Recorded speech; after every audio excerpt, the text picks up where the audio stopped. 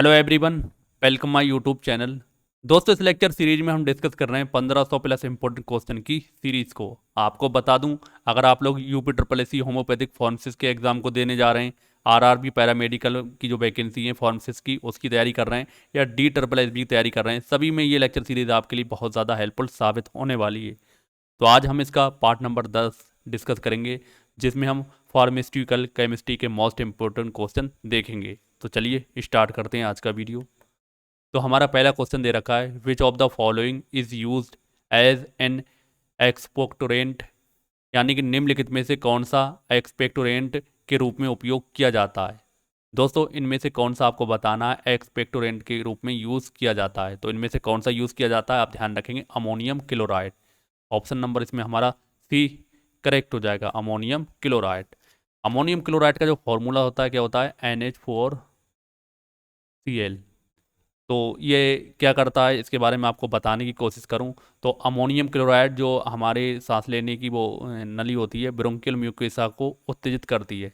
आप जब अपनी घाटी खोल के देखेंगे, इस तरीके की एक संरचना बनी होती है, तो इसी को क्या कहते हैं, ब्रोंकियल म्यूकोसा। तो इसी को क्या कर देती है, एक्साइटेड कर देती है, जिससे क्या हो जाता है, श्वसन के जो नली होती है, जो आपकी सांस लेने की नली होती है, तो इसमें क्या हो जाता है, लिक्विड जमा हो जाता है। लिक्विड हो जाने, उत्पादन लिक्विड का प्रोड्यूस हो जाने से क्या हो जाता है, जो हमारे खांसी वगैरह आती, कफ वगैरह आता है, उससे क्या हो जाता है, हमें मुक्ति मिल जाती है, यानी कि हमारी जो खांसी है खत्म हो जाती है, कफ हमारी खत्म हो जाती है।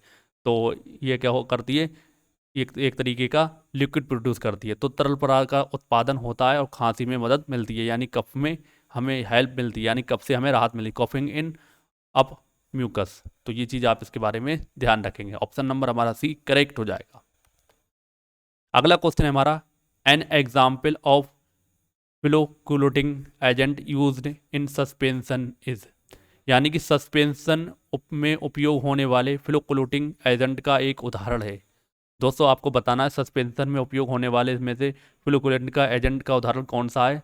तो आप ध्यान रखेंगे इसमें कौन सा है, sodium lauryl sulphate. Option number हमारा सी पूरी तरीके से करेक्ट हो जाएगा, सोडियम लॉरेल सल्फेट। तो इसके बारे में आप ध्यान रखेंगे, जो फ्लोरोसेंट एजेंट होते हैं इनके बारे में आप ध्यान रखें।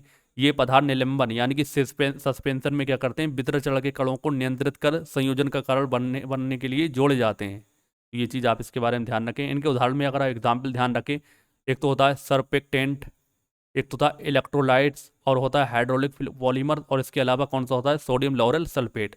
अगर हम सोडियम लॉरेल सल्फेट की बात करें तो ये एक बेटिंग एजेंट है, जो निलंबन यानी कि सस्पेंशन के फॉर्मुलेशन में हाइड्रोफोबिक ड्रग को सल्फेट के साथ गीला यानी कि वेट के लिए करने के लिए उपयोग किया जाता है।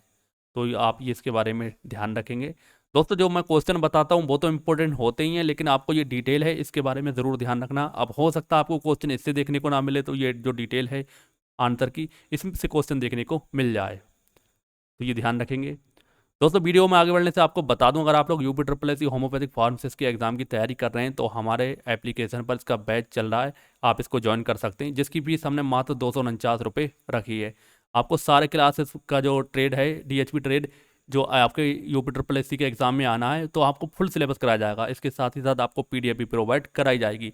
बहुत कम कीमत में हमने बैच प्रोवाइड करा रहे हैं, तो इसलिए आप एक बार 3 इसकी डेमो क्लास यूट्यूब पर भी दे रखी हैं और ऐप पर भी दे रखी हैं। पहले आप उन्हें चेक करें, अगर आपको समझ में आता है तो आप ये पेड कोर्स परचेस कर सकते हैं। दूसरी चीज़, अगर आप अपनी तैयारी को और अच्छी तरीके से करना चाहते हैं तो ये हमने UP triple S C homeopathic pharmacist के लिए टेस्ट सीरीज भी चलाई हुई है। इसमें मात्र 111 रुपये आपको देना है, और आपको तीनों सब्जेक्ट, इसमें क्या होगा, आपको ट्रेड के क्वेश्चन और जो कंप्यूटर और UP GK के आना है, यानी जिस तरीके का एग्जाम में आपको पेपर आना है उसी तरीके से आपको प्रैक्टिस कराई जा रही है। तो 3 टेस्ट अभी तक प्रोवाइड करा दिए हैं, और उम्मीद की जा रही 10 से ज़्यादा आपको टेस्ट आपके एग्ज़ाम तक हम प्रोवाइड करा देंगे। और सबसे अच्छी बात इसमें एक चीज़ मैंने और ऐड कर रखी है कि अगर आप अपना टेस्ट देने के बाद आप उसका PDF भी डाउनलोड कर सकते हैं, यानी जो टेस्ट होगा आपका उसका PDF डाउनलोड करके आप प्रिंट करा के आप उसे दोबारा प्रैक्टिस कर सकते हैं। तो जो लोग UP triple S C homeopathic pharmacist की तैयारी कर रहे हैं, इससे कर सकते हैं, और आने वाले टाइम में हो सकता है हम पैरामेडिकल फार्मेसिस्ट के लिए भी बैच लेकर आएँ। तो चलिए अगले क्वेश्चन की ओर बढ़ते हैं। अगला क्वेश्चन है हमारा, hypophosphorous acid in ferrous iodine syrup act as, यानी कि फेरस आयोडाइड सिरप में हाइपोफॉस्फोरस एसिड किस रूप में कार्य करता है। तो ये किस रूप में कार्य करता है आपको दोस्तों ध्यान रखना है, ये करता है एंटीऑक्सीडेंट के रूप में। तो आप ध्यान रखें ऑप्शन नंबर इसमें ए पूरी तरीके से करेक्ट हो जाएगा, एंटीऑक्सीडेंट। तो इसकी डिटेल में अगर हम बात करें तो ये जो हाइपोफॉस्फोरस एसिड फेरस आयोडाइड में सिरप में ऑक्सीडेंट के रूप में कार्य करता है। जो फेरिक आयन है, ये चीज़ आप ध्यान रखें, जो फेरिक आयन और जो आणविक आयोडीन का निर्माण को रोकता है, यानी मॉलिकुलर आयोडीन को क्या करता है, बनने से यानी कि प्रोड्यूस होने से रोकता है। कौन? Hypophosphorous acid. तो ये चीज़ आप इसके बारे में ध्यान रखेंगे, ऑप्शन नंबर हमारा ए करेक्ट हो जाएगा। अगले क्वेश्चन की अगर हम बात करें तो अगला क्वेश्चन है an example of antioxidant is. Antioxidant का एक उदाहरण है, तो इसमें से आपको बताना है कौन सा एंटीऑक्सीडेंट का उदाहरण है। तो कौन सा है आप ध्यान रखेंगे, गैलिक एसिड। ऑप्शन नंबर हमारा इसमें डी करेक्ट हो जाएगा, गैलिक एसिड। गैलिक एसिड के बारे में आप ध्यान रखें, गैलिक एसिड एक एंटीऑक्सीडेंट है, साथ ही इसके व्युत्पन्न जो इसके द्वारा प्रोड्यूस होते हैं विटामिन सी और ई और सेलेनियम जैसे अन्य यौगिक भी एंटीऑक्सीडेंट के रूप में कार्य करते हैं। तो gallic acid is antioxidant along with derivatives, यानी जो इसके क्या होते हैं व्युत्पन्न होता है, and other component like vitamin C, vitamin E and selenium, इसी की तरह ये काम करते हैं, किसकी तरह, एंटीऑक्सीडेंट के रूप में। तो आप ये इसके बारे में ध्यान रखेंगे, ऑप्शन नंबर डी पूरी तरीके से करेक्ट हो जाएगा। अगले क्वेश्चन की अगर हम बात करें, अगला क्वेश्चन है हमारा केमिकल नेम ऑफ मेट्रोनाइडोजोल, यानी मेट्रोनिडाजोल का रासायनिक नाम है। तो जो हमारा मेट्रोनिडाजोल होता है इसका रासायनिक नाम आपको बताना है क्या होता है। तो ये होता है इसका, आप ध्यान रखेंगे, 2 मिथाइल 5 नाइट्रो एमिडोजोल 1 एल एथोनॉल। थोड़ा सा कठिन सा नाम है, इसको आप ध्यान रखें, इंपॉर्टेंट क्वेश्चन है, आ सकता है एग्जाम में, ऑप्शन नंबर ए करेक्ट हो जाएगा। तो इसके बारे में आप ध्यान रखेंगे, मेट्रोनिडाजोल एक एंटी माइक्रोबियल एजेंट है। कौन सा है? Anti microbial agent. तो ये इसका काम क्या होता है, त्वचा से संक्रमण यानी स्किन के संक्रमण और मसूड़ों की बीमारियों के उपचार में इसका उपयोग किया जाता है। तो आप ध्यान रखेंगे इसके बारे में। तो ये बैक्टीरियल इन्फेक्शंस कुछ से की जो बीमारी है उनके उपचार में इसका यूज़ करते हैं, ऑप्शन ए करेक्ट हो जाएगा। अगला क्वेश्चन है हमारा, प्रोफ्लेविन इज यूज्ड एज। प्रोफ्लोविन का उपयोग किस रूप में किया जाता है? दोस्तों जो हमारा प्रोफ्लोविन होता है इसका हम यूज़ किसकी तरह करते हैं? तो इसका हम करते हैं एंटीसेप्टिक की तरह यूज़। ऑप्शन नंबर हमारा इसमें ए करेक्ट हो जाएगा। अगर हम एंटीसेप्टिक की बात करें, एंटीसेप्टिक क्या होता है? दोस्तों आपने बहुत नाम सुना होगा एंटीसेप्टिक का। तो एंटीसेप्टिक क्या होता है, जो जीवाणु हैं उनके, या तो हमारे बॉडी के अंदर अगर जीवाणु बढ़ रहे हैं उनके विकास को रोकेगा या उन्हें पूरी तरीके से नष्ट कर देगा। अगर हम एक बात आपको बताने की कोशिश करें, कोई भी स्वस्थ व्यक्ति है यानी कि हेल्थी पर्सन है, उस पर अगर एंटीसेप्टिक का यूज़ करें तो क्या उस पर कुछ असर पड़ेगा? तो जी नहीं, उस पर कोई भी इस चीज़ का असर नहीं पड़ेगा। एंटीसेप्टिक का यूज़ हम किस में करते हैं, जैसे मान लो किसी की सर्जरी हुई है या कोई चोट लगने से घाव हो गया है, तो उसमें जो बैक्टीरिया होंगे, उन्हें जीवाणु होंगे, उन्हें क्या कर देगा, पूरी तरीके से ख़त्म कर देगा। कौन ख़त्म कर देगा? एंटीसेप्टिक। तो ये चीज़ आप इसके बारे में ध्यान रखेंगे। तो प्रोफ्लोविन क्या है? एक एंटीसेप्टिक है। दोस्तों इसके नाम को आप ध्यान रखें, जो इसका इंपॉर्टेंट है, इसके बारे में थोड़ा सा आपको बता देता हूँ। इसका जो रासायनिक नाम होता है, क्या नाम होता है? डाई, आप ध्यान रखेंगे, डाई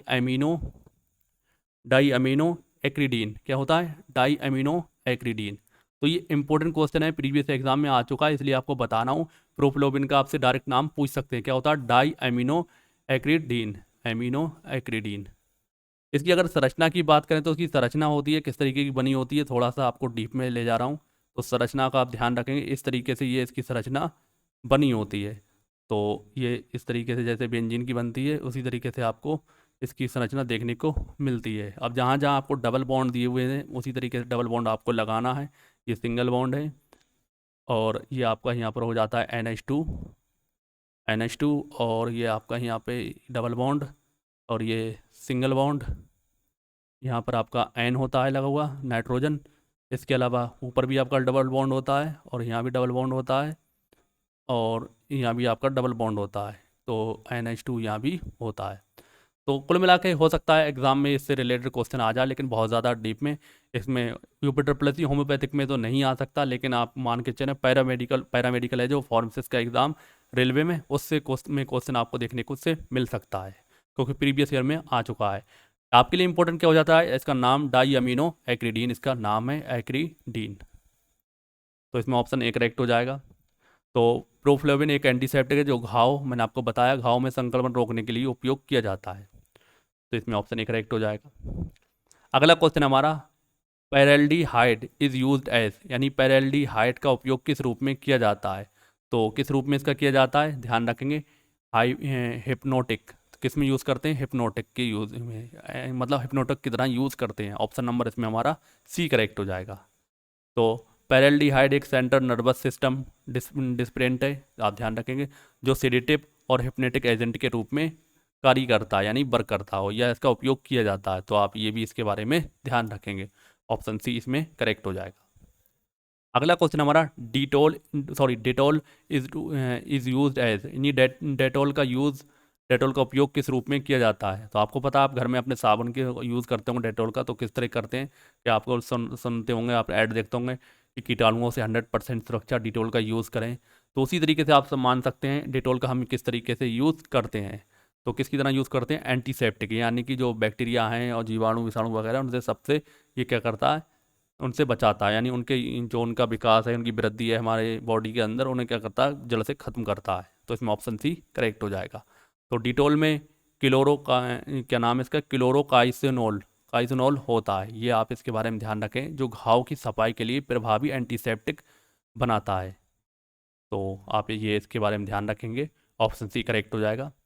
अगला क्वेश्चन है हमारा, an antibiotic possessing anti fungal action is, यानी कि किस एंटीबायोटिक में एंटी फंगल क्रिया होती है? तो ध्यान रखेंगे किस में होती है, तो ये होती है ग्रेसिओफिब्लोबिन, ग्रेसिओफिब्लेबिन, यानी कि ऑप्शन नंबर इसमें हमारा बी करेक्ट हो जाएगा। तो ग्रेसिओफिब्लेबिन एक एंटीबायोटिक है। तो ध्यान रखेंगे, अब एग्जाम में आपको ये भी क्वेश्चन पूछ सकते हैं, ग्रेसिओफिब्लेबिन क्या है, एंटीबायोटिक है, एंटीसेप्टिक है, या फिर आपसे और भी कोई ऑप्शन दिया जा सकता है। तो आप ध्यान रखेंगे ग्रेसिओफिब्लेबिन क्या है, एक एंटीबायोटिक है, जिसका उपयोग किसके लिए करते हैं? एंटी फंगल के लिए करते हैं, एंटी फंगल संक्रमण के उपचार के लिए इसका हम यूज़ करते हैं, यानी उपचार में करते हैं किसका? ग्रेसिओफिब्लेबिन का। तो ऑप्शन नंबर हमारा इसमें बी करेक्ट हो जाएगा। अगला क्वेश्चन हमारा, बिटर्स आर थेरेपेचुअली यूज्ड एज, यानी बिटर का चिकित्सीय रूप से उपयोग किस रूप में किया जाता है? तो बिटर का चिकित्सीय रूप में उपयोग किस रूप में किया जाता है? आप ध्यान रखेंगे, इसका हम यूज़ करते हैं एपिटाइजिंग एजेंट के रूप में, यानी भूख बढ़ाने वाले एजेंट के रूप में हम इसका यूज़ करते हैं। ऑप्शन नंबर हमारा इसमें डी करेक्ट हो जाएगा। तो बिटर का उपयोग चिकित्सीय रूप से भूख बढ़ाने के लिए किया जाता है। तो ये इसके बारे में आप ध्यान रखेंगे। दोस्तों ये थे 10 इंपॉर्टेंट क्वेश्चन जो हमने सभी एग्जाम के लिए कवर किए फार्मेक्सुअल केमिस्ट्री से रिलेटेड। आई होप आपको ये लेक्चर पसंद आया होगा। पसंद आया है तो वीडियो को लाइक और शेयर ज़रूर कर दें। आपको बता दूं, UP होम्योपैथिक फार्मेसिस्ट का बैच और टेस्ट सीरीज हमारे एप्लीकेशन पर चल रही है। आप चाहें तो उसको ज्वाइन कर सकते हैं, आप डेमो लेक्चर दे सकते हैं। इसके अलावा टेस्ट सीरीज का भी एक टेस्ट हमने फ्री कर रखा है, उसको आप देखेंगे, बिल्कुल आपके एग्जाम से रिलेटेड पॉइंट टू पॉइंट चीज़ें दी गई हैं। तो मिलते हैं दोस्तों हम अगली वीडियो में, तब तक के लिए जय हिंद, जय भारत।